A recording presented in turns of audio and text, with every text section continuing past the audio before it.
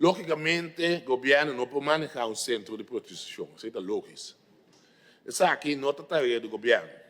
Em todo caso, depois de halber studie, está claro, nós podemos começar a pensar em qual direção lo vai.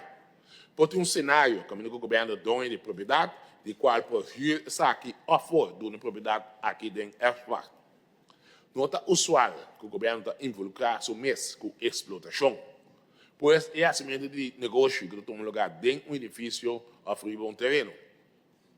Erfwacht e huurgronden da formam um comum para generar entrada para o povo. Pois a propriedade do governo e essa aqui não está diferente do caso de Kunuku Hatun.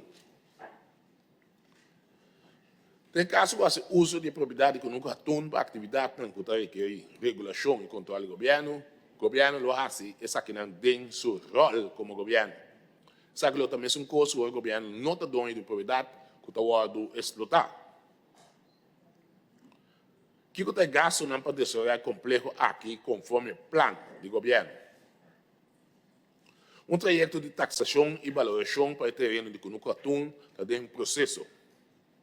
Com isso aqui pode determinar quanto investição básica lotar para poder fazer edifício adequado, para poder usar todo um partido que vai explotar isso aqui. O governo não tem intenção para renovar a propriedade de Kunuku Hatun em sua totalidade. Não tem uma obrigação para dono of Erfwacht fazer isso aqui. Pode chegar a um acordo com o partido que explotar a propriedade para renovar isso aqui no seu próprio estilo. Qual Ministério Aconselhável compra aqui?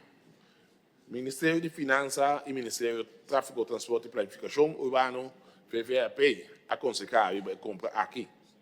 O Ministério não é evaluado diferentes benefícios públicos, interesse general, que tem se o governo tem supervisão completa do terreno aqui.